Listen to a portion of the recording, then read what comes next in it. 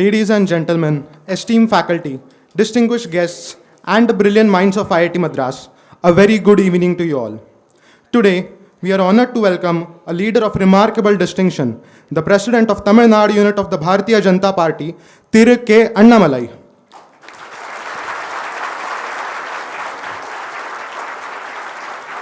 Thiru Annamalai is the youngest president of the BJP in its history, taking charge of the position at the age of 37.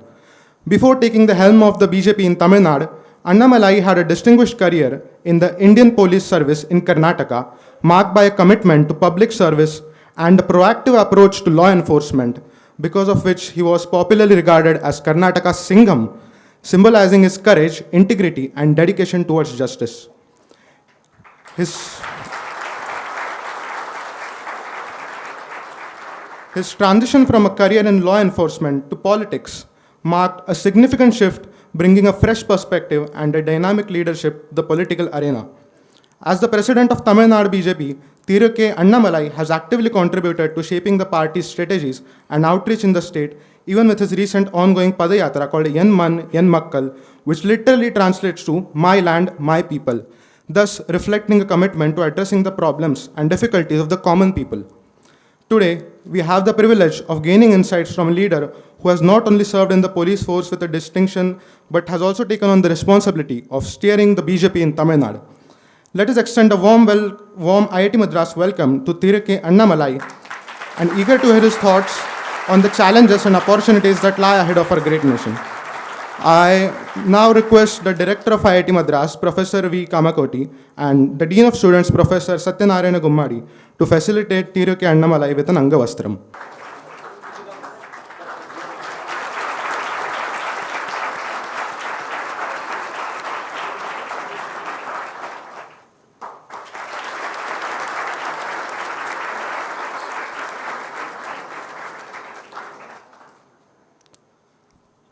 Thank you, sir. And without any more delay, let us now welcome Tamil Nadu BJP President Thiru K. Annamalai to the podium with a huge round of applause. I also invite the interviewers, Sumit Deshmukh,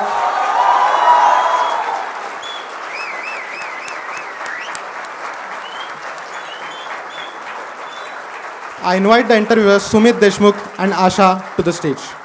It's so very nice to have you with all of us today, and I think without much further ado, we'll just get started into the chat. So with that nice introduction of Ishan, we get a sense of how interesting the trajectory of your life's been, but we would still like to hear it from your own voice. So can you share a brief overview of your journey growing up, from Thottampatti to becoming the state BJP president of Tamil Nadu? Thank you so much to both of you and friends who are here. And IIT Madras is an iconic institution in our country, and possibly the next 25 years, I'm very sure it is going to play a greater role than what it has played over the time before 2022. So you'll have a very important role in the next 25 years in shaping up the country's growth. So I'm very excited that students sitting in this auditorium, you will be championing India's cause 2047 when you talk about Vikshit Bharat. And some of you have to create global companies sitting here, and some of you have to create employments to lakhs of people, solve India's problem, put India's map in the global sphere. So I'm very happy that today our discussion, probably from my field, policing for a little bit of time, and politics for a lot of time, and probably the future vision that we as a party have, and probably me as a person have. So that I think might contribute maybe 0.5%, 1% to you are thinking about politics and the future of India's growth, and how as a political party we are looking at the next 25 years. So I'm very glad I got this opportunity to share some of our insights and thoughts with you. At the same time, I know that you are truly brilliant guys. You can pick up anything at a pace that is unequal, unrivaled, and that has brought you to IIT Madras. You can just pick it up, whatever we say, and probably you will add your own thinking to it. So whatever we discuss, I'm sure it will help me, help you, and help others to reassess, reprioritize. And probably it is an opportunity for me also to remove some of the negative thoughts, or probably some of the negative things people might have against our party and against me or against some other person also. That is also I'm using this forum as an opportunity. Now, talk about myself, I thought I'll talk more about the country, more about the economy, more about politics, and I'll take very little time to describe me as a person. So I was born in a small village in Karur district called Tottambatti. We have about 32 houses there. So the first generation guy in my family, me and my sister, both of us got into degree. Both of us, the first generation. Then it's a very small village, 32 villages, you can just imagine. And from there, typical school, then two choice in front of me, either take an engineering or take medicine. I thought probably I'm not good enough to do medicine. You have to study more, so I chose engineering. So just to cut the long story short, maybe till the age of 21, 22, I never had any plan in life. I just allowed that the life is taking me. So since I chose engineering, I landed up in Coimbatore, PFG College of Technology. I got into a 5-year engineering course, and which probably the second and third year is very important to me because that is when I realized I never wanted to be an engineer after getting into engineering. I'm not sure how many of you sitting in this hall realize. But what to do? Second and third year, you realize you're not cut out for the engineering world. Then I thought, at that point of time, it's very rare when in 2002, when I entered engineering, 2007, I passed out. I took a break here. So many of you guys might take a break here also. It is unthought of. We people never encourage people to take a break here. The two person of my background, I took a break here for a year. Just wanted to realize where I wanted to go. I thought my education is incomplete. Let me do something, probably an MBA, general MBA, understand nuances. Then I can figure out what I want in life. Wrote CAT, got into IIM Lucknow. So did 2 years of my MBA there. 2010-11, I got a fair degree of where I wanted to go. I wanted to get into public service. I wanted to get into serving the civil society.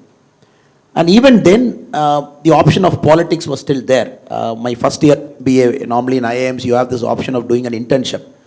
So I was the early guys to do an internship with the political party. So first year, I took a break. I never went for a corporate internship.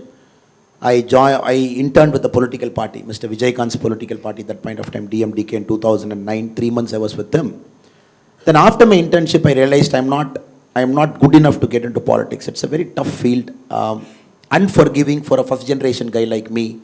That too in a state like Tamil Nadu that is dominated by Srima power, money power and muscle power and everything. So I quietly looked at what are the other options I have. 26/11 happened, the Mumbai.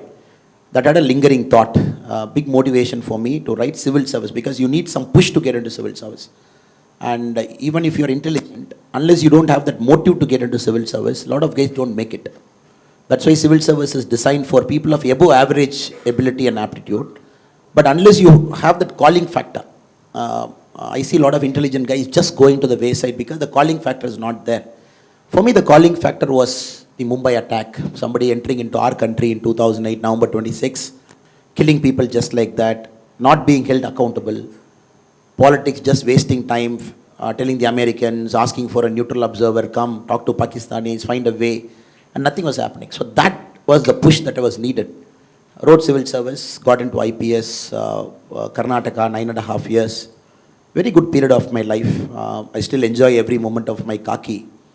But there's always that time when you figure out that you want to get out of that cage. It is preparing you for something more meaningful and significant. 2019, May 28, I decided enough is enough. And this is the time for me to really pursue what I wanted. Get into grassroots, work with people. So quit policing.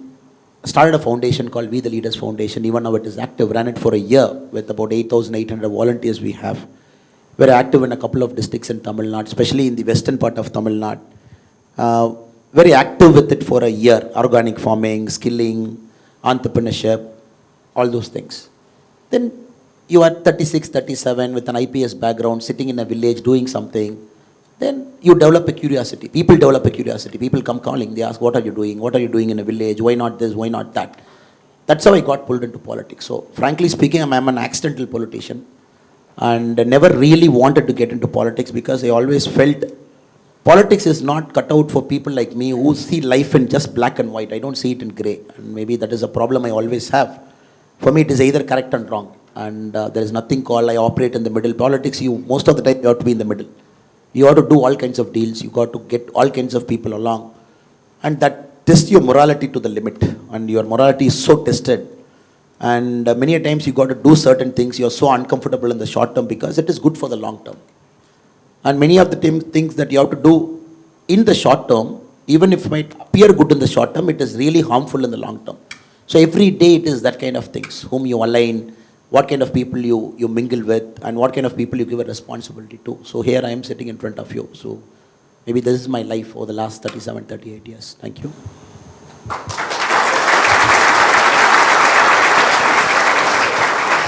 Very interesting indeed. But before we move on to the next set of questions, I'm just curious to know what kind of effect did your college life have on you as a person? Like, how did your background in mechanical engineering and your education in institutes like IIMs influenced your approach to leadership and governance? For me, engineering was, you all know, I think you are engineering guys here, sitting in one of the best colleges in the world. And engineering tried to make me as a methodical guy, my professors tried their level best to make me as a process man. But somehow I resisted that. I'm always a human guy. And that's why equations I never do well, mathematics I never do well. I have to see something in hand to realize. When you talk about electrons flowing, I never understand what is that. Hydrodynamics, I'm very bad. So I never had that aptitude, sir. To be frank, I was a very bad engineering student, frankly speaking. Not very good in engineering, because for me, that is the kind of mindset I had. I have to feel something, see something, only then I could understand that in the class. So I'm never good with theory. So since many of you are good with theory, you are sitting here. And that is the time in second year I felt, oh, this is not for me. And people said, you have to learn some computer course. I'm talking of 2002, 3. And I went to one computer course. Just for 10 minutes, I said, it is not. What is this equation? What is it going to give? I'm not here. But that is the time I realized, what am I going to do with my life? So it is 5 years now. I'm in second year. I realized I'm not going to do it.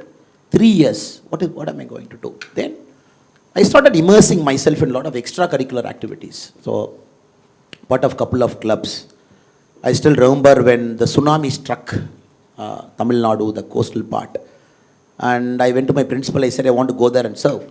Principal said, no, you're not part of the national service scheme. I said, no, tomorrow I'm joining. But I said, no, guys who are part of the NSS will go, but not you. I said, okay, is there anything vacant in there? If I have to lift something, I can lift and give it to them. Even a sack of rice or anything, you tell me. They said, people are there, but there is photographer, there is a vacancy. And I asked my friend in the night, a person, Karthik in NSS, I said, can you teach me photography overnight? So now you have all these hackathon courses, overnight photography. He was like, are you mad? No, the principal told me there is a photographer role. I really want to be there in Nagargovil, tsunami struck area, but I have to learn photography. So overnight I learned photography. Next day I convinced the NSS coordinator I'm a good photographer, went there.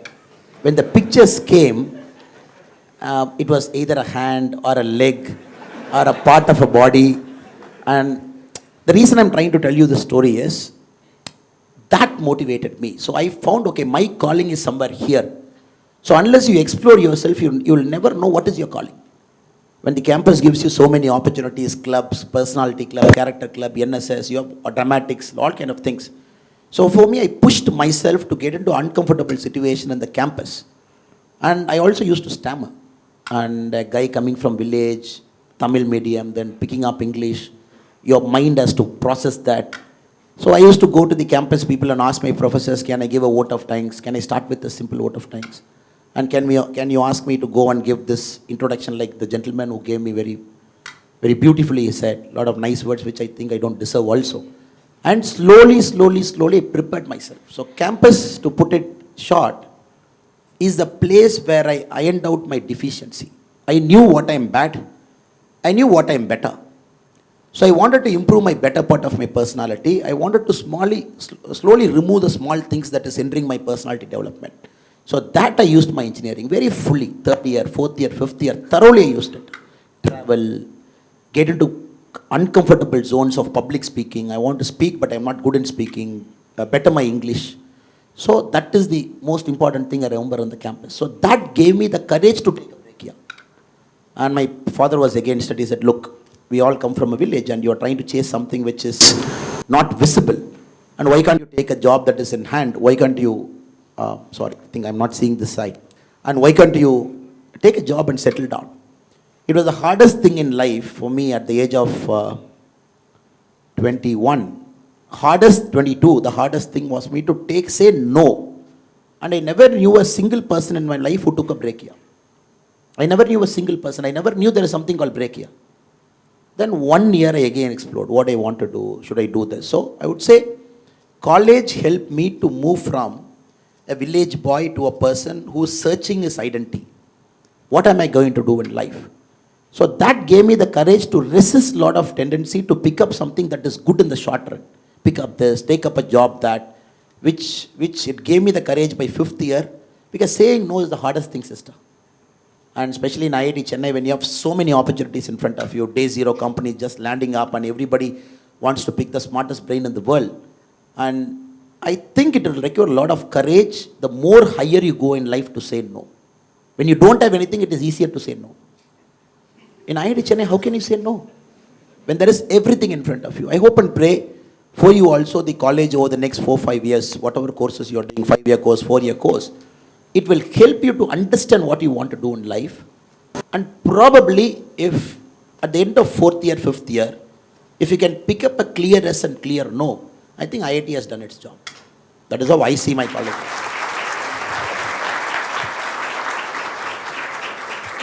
Thank you for your answer, sir. So, as a representative of people and civil servant, there was always an opportunity for you to uphold the constitutional values.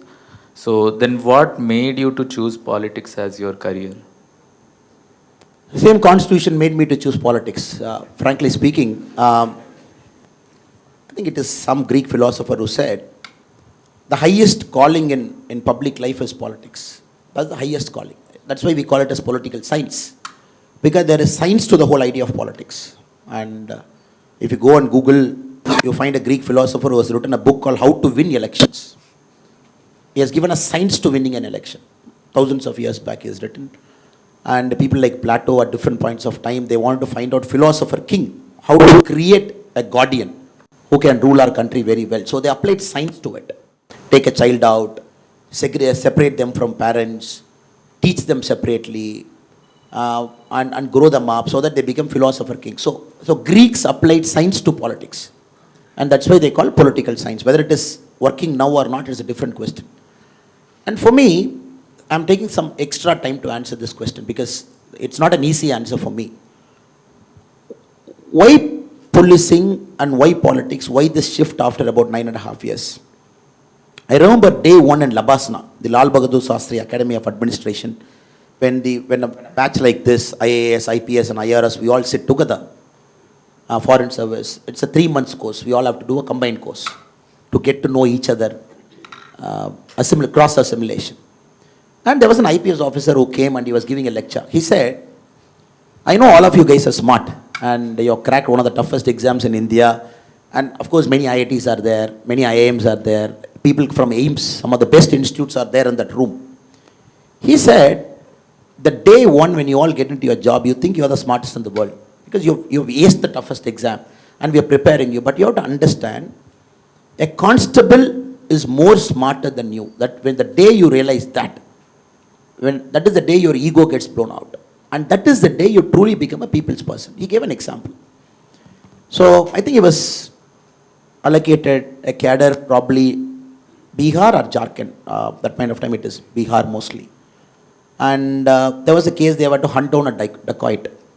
Searching, they couldn't find that guy. So one day they located, okay, probably this dacoit is coming to this house in the night. So immediately the young ASP, the person who was talking there, he was a young ASP then. He called his whole team, he made them to stand parade, he said left, right, center, stand in attention. He said, come on, we know the dacoit is going to this house, we are going to surround that house, we are going to get that dacoit. You know, we are very brash and very confident straight after training. And there was a constable who was trying to raise his hand. He was like, keep quiet. The other guy was trying to say, he's like, keep quiet. And this is the plan, let us all go surround the house, let us do. They surrounded the house, 12 hours, nobody came out. 14 hours, nobody came out. Then this young ASP said, time to barge in. I'm going to barge in and anybody who is willing to come behind me, come. So they broke the door, he went inside, there was no dacoit in the room.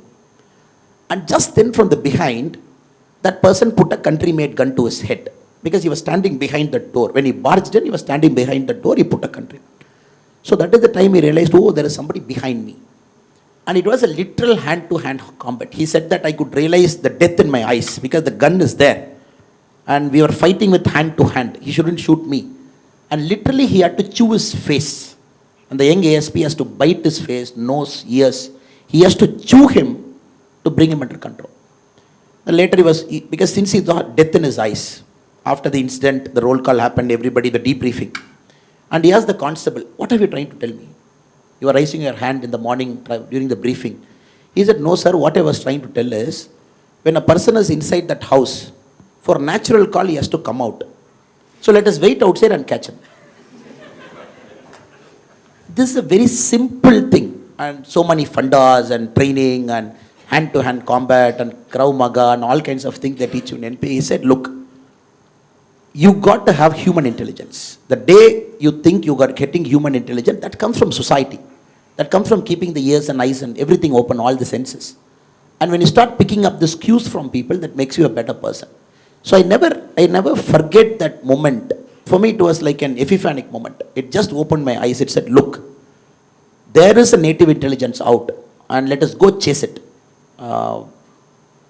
Same thing happened to me in a different context.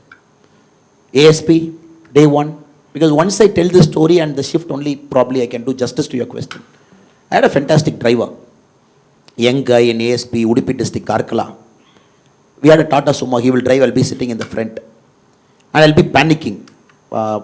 Maybe first week into policing, law and order, that had a lot of communal issues. Hindu-Muslim fight here and there. And my driver would be driving and saying, sir, oh, don't worry, sir, everything is taken care. If you go there, after the riot is over or in the middle of riot, you will have five people waiting for you. From the Hindu side, 1, 2, 3, this person will be there. From the Muslim side, 1, 2, 3 will be there. They will be making this demand to you. You will be saying this. Either guy will make this demand. Then you will say this, sir, problem solved. I was like, who is this fellow? For everything he has got a solution. So I was observing for 1 week, 2 weeks. It was just repeating that pattern. Then one day house theft, some 80 kg, 80 gram of gold missing in a rural house. We were going, this fellow, I went inside, I was searching mode of entry, weapons used, and how did they take it, any fingerprint is there. The dog was inside trying to take the smell. He came inside, he looked at it. And he used to speak Tulu. He took his phone, he spoke to somebody in Tulu, and then he told me, sir, it is this fellow who did it. You tell that inspector to go lift that fellow.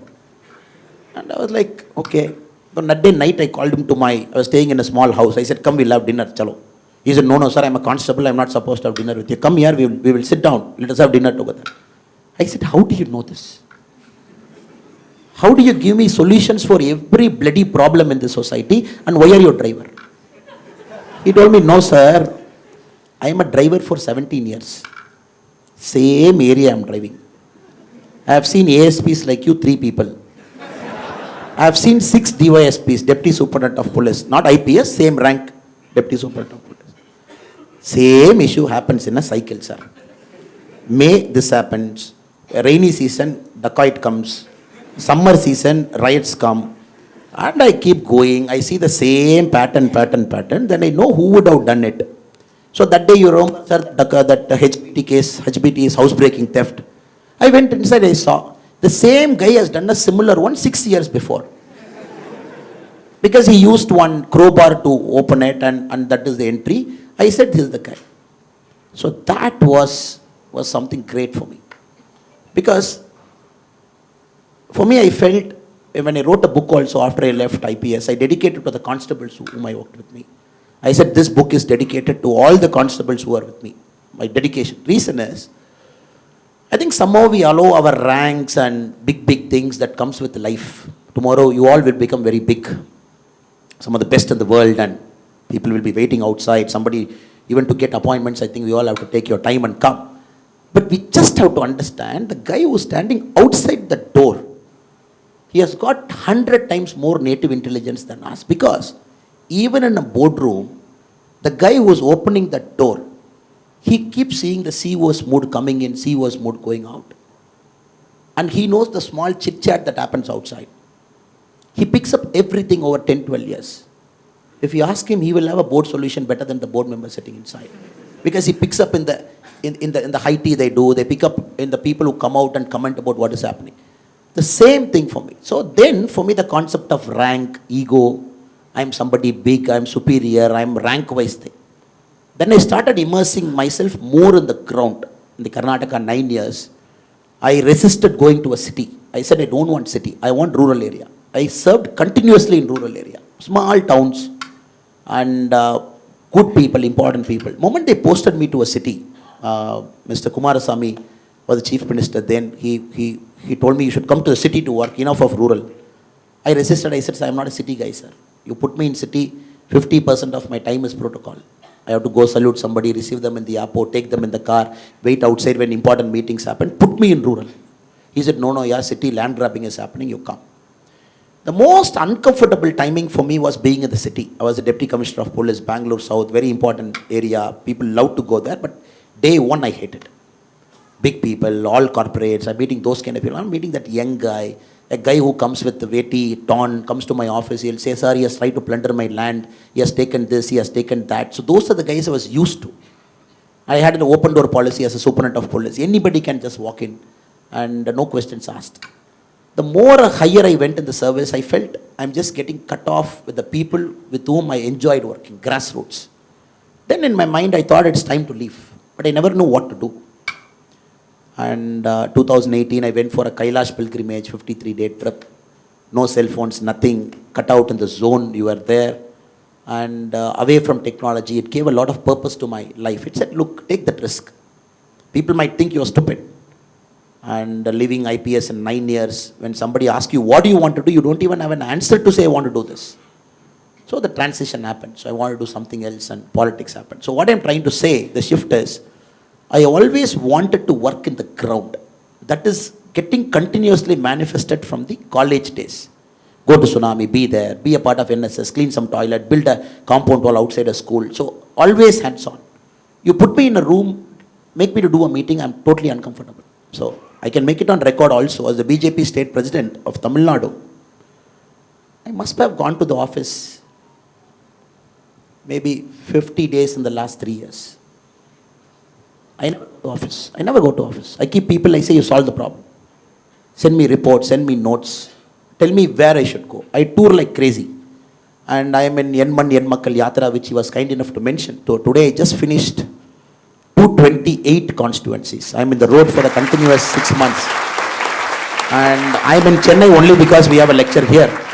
I immediately leave back to Viluppuram and I'm back there and we have a conclusion in about 4 or 5 days' time. The reason I'm trying to say is, I find a lot of joy in the ground because I see India transforming. In my eyes, I'm seeing how the ground is shifting. I see demography, I see development, I see all kinds of things in the ground. For me, I will comfortably do this. You put me in a room, you put me in some role, I'm totally uncomfortable. I want to keep this going for the next many, many years. Just be in the ground, silently work, build a party at the grassroots level. So this was always the motivation. Maybe the job title might change. I was a cop trying to solve some problem. I'm a politician trying to solve some problem. But the concept of being in the root is always there from my college days. That realization happened in the college. Sorry for the long answer, but I thought I should be very honest and truthful to you. But this is me.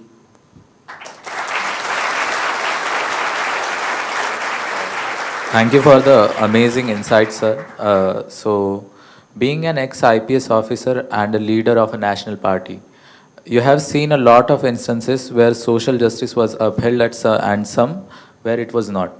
So, what is justice to you? And did the definition of justice change with the change in your career? One of the toughest thing in life is to define the concept of justice. One of the very toughest thing to do. Practically, if you speak, because at one end you have the concept of positive discrimination in our life. It's enshrined in the Constitution. 1950, when the Constitution came, it was there for 10 years. You extended it for 10 years. Every 10 years, you give an extension. And you say there is a segment of society that is historically disadvantaged. I'm going to make sure they have a level playing field. The concept of reservation, the positive discrimination, which the Americans call and in India we call reservation. So one end of the justice spectrum is that. At other end of the justice spectrum, the concept of merit itself is seen differently. And you put 10 guys in the room and you give an exam paper to the 10 guys. And 10 guys score 10 different maybe marks, 99, 98, 97, 95. For me, merit doesn't mean the guy who scored 99 is standing first. In the traditional sense of merit, the guy who scored 99 is standing first. But for me, probably if you have seen the movie The 12th Fail, I'm sure IIT guys you must have seen it. And that guy has moved a mountain. And he has moved a mountain. Where he was and copying and cheating. From there where he went, losing his bag, going to Delhi in a flour mill, grinding, then cracking at 4th attempt, 5th attempt, then getting into service. So I think in India, the problem is there is an element of disadvantage to a segment of population in the rural area when they start their life. Parents not educated. For me, till 22, I'm not sure what to do. It is only college that gave me an idea of what to do. Good professors and students like this, they told me what to do. I remember I used to wear, even my dresses were old. My cousin's dress I used to wear. His shirt and pant after 5 years later will come to me. And that is the kind of life I had initially. And how do you define merit here? Is 99 the first rank, or a person who has moved a mountain and scored 97 is at a first rank? So I don't have an answer. And my answer is not the right answer. And your answer is also not the right answer. So that is something we all have to appreciate and acknowledge. In a complex society like ours, when our current president, Madam Draupadi Murmu, if you look at her life, I'm not sure how many people have read through her life. Losing her husband, her daughter is still more like a clerk level in a bank, and wanted to quit after her husband's death, went to an ashram, dedicated herself to it. Then Modi ji became Prime Minister, called her back. Modi ji wanted her to be a governor. She became a governor. Then, the party wanted her to be the president of our country, and the first president from a tribal community. That is a great example of social justice, one end. But the kind of life Draupadi Murmu madam had, if you look at whatever trouble somebody can go through, she has gone through. And my kind answer and request to all of you is, as you live life, you will go through this complexity. The questions will come in your mind. What is right? What is right? When you start a startup and we will put a regulation saying that you have to hire this many people, 1/3 should be this, 1/3 board should be this. Sometimes you might resist. Is it a fair practice? Is it a good practice? Is it a great practice at the cutting edge level where India has to go 25 years from now? But this is a dilemma we all have to resolve collectively over the next 20-25 years. As we go through, communities that hasn't got representative will get representative. If you look at Modi ji's cabinet, it's a great example. Look at the Modi ji's cabinet. People from the scheduled caste and scheduled tribe community, highest representation, close to 19 people out of 76. If you look at the OBC representation, one of the highest. Again, technocrats representation, it's a proper basket mix. You have an Harvard educated former IAS, Ashwini Vaishnav in one end. You have a community which is never represented in Indian politics in the cabinet on one end. So it's a mix and match, it's a basket you all have to do. Everybody brings something to the table. Everybody brings that life, that journey, that churning, moving that mountain story they bring to the table. And somebody, a technocrat, brings technology to the table. So I think you should have this mindset in the next 25 years to resolve this internal dilemma within you. So that is justice for me. And there is no straight answer for justice. If there is a straight answer for justice, why should there be an appeal court? You appeal Sessions Court to High Court, then you appeal High Court to Supreme Court, then from Supreme Court you appeal to Constitutional Court, then from Constitutional Court you file a curative petition. So why do you do multiple appeals? Because you are not happy with one justice, you want to go one up, So I don't have a straight answer, sister or brother. So what I'm trying to say is, you have to resolve this complexity as you go in life. And make sure that you are fair, you are transparent, you are non-discriminatory. And many a times you have to give a leg up to somebody to come up. And many a time you have to push somebody to do it. So that is justice for me. And maybe it is theoretical if I speak now, but if you look at books written by Michael Sandel, some of the great professors in the US, he has written some of the greatest books on justice. And a very fascinating way they look at life. Right up to global commons, countries previously have polluted the environment, now we are paying the price. Now suddenly all of us sit in a COP table, conference of party table, and India wants a green fund. China is polluting more, it doesn't want to do. So there, it's so complex to negotiate what is justice for everybody. And the same thing happens in the human rights also. Some countries war, Russia and Ukraine. What is it? Russia's point of view is what? Ukraine's point of view is what? Gaza and Palestine, their point of view is what? Sri Lanka, their point of view is what? Even within India, political point of view is what? So it needs lot of human intelligence, picking up that emotional cues, and probably you realize, like a old wine, with age you get better with justice. Sorry for the long winding answer, but this is the best I could do. Thank you.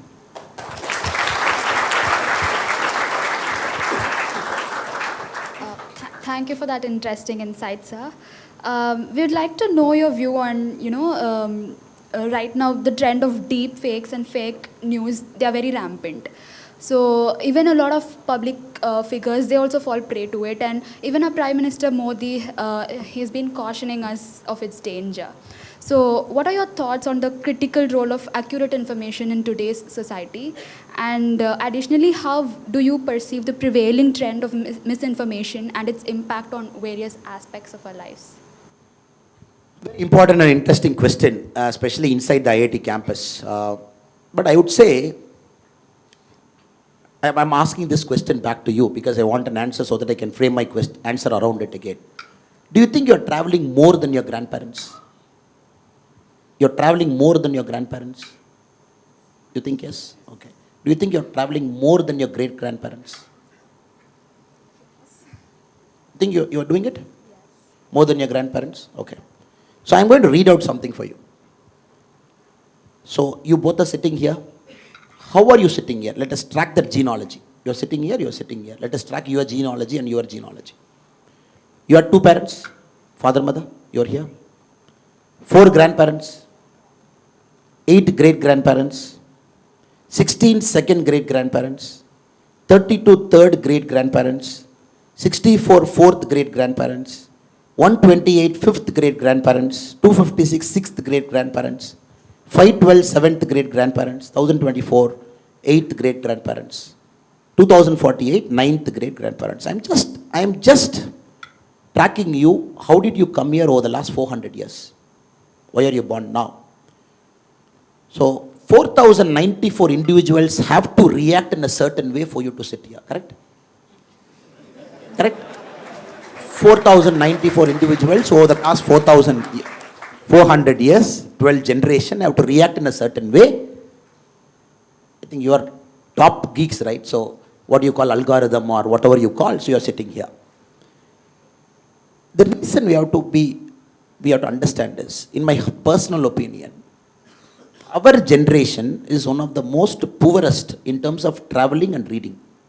Because you are talking of fake and inaccurate information. Why? Because traveling doesn't mean boarding a flight and landing somewhere. Air miles is not traveling. Traveling is being there. Your grandparents and great-grandparents are fully present. They pick up that environmental cues in a village. Sun, wind, water, the Panja Bhuta they'll pick. They knew accurately when the rains will come, when the sowing has to happen, when the crop has to harvest. So lesser traveling, lesser air miles, but they are traveling more. The sense of innate intelligence. So you cannot give them a false information. Your great-grandparents will never fall prey to a false information. Because their mind is so sharp, they are picking up cues everywhere. And to the dot, I remember my grandfather, if my buffalo and our cow is pregnant at our village farm, my grandfather used to say the exact date he will say, this is the date the calf will be born. And he will say, if it's a male calf, it will be 7 days late. If it is a female calf, it will be 7 days more.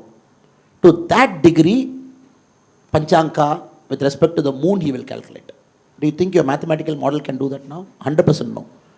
So, our generation has become an airmail generation. Go there and everywhere we are in a busy, and then we don't read. It just something comes in WhatsApp and clickbait. You just see it, your mind goes through a pattern, and psychology might have a lot of terms. So what has happened? Deepfake, false information is gaining ground. Because you and me don't have the patience without a cell phone away from you and me and understanding what it is. So it will only become more, it is not going to become less. So that we have to understand. Because we are becoming an impatient generation. Let us acknowledge the fact. Tomorrow, somebody cannot come and say, don't worry guys, so take time to read it and be patient so that this false information will go on its own. 50 years later, somebody sitting in IIT Chennai campus, false information and fake news will be the number one. Wars will be there. Fourth World War or Third World War might have happened. And country's economy might collapse because of that. So that's a big challenge for us right now. How to reverse it? One option countries always resort to is regulation. Okay, let us regulate. Let us regulate or let us tighten the laws. Oh, you put a deep fake image of, if they put a deep fake image of you and me, nobody cares. Rashmika Mandana, everybody cares. And suddenly they say, how dare you put a deep fake about Rashmi Mandana? How dare you put it? And suddenly everybody becomes crazy and they say, we will immediately bring a law. Or maybe Amitabh Bachchan recently, they'll become so excited, they say, oh, it is happening. Now we have to understand, this is happening for a common man. The media doesn't talk about it. For a common man, for a common girl, I know the marriages are getting stopped because of a deep fake thing. In my generation, it was a college photo morphing. Somebody will go on a tour, and girl and boy will be standing in a line. So all these panchayats we have done. And they put one chain, they say, how dare, 10 years back you were standing with that boy near that waterfall, so marriage broken. So that is also a deep fake. And now it has gone more AI level where it is exactly like something. So only option we can solve, my personal opinion, more than regulation, more than tightening the laws is, our generation has to become very aware of what is happening around us. That is the only solution system. And we have to slow our mind little bit less. The speed in which you are processing, your brain is processing, it is only operating with a pattern. It is not thinking, it is operating with a pattern.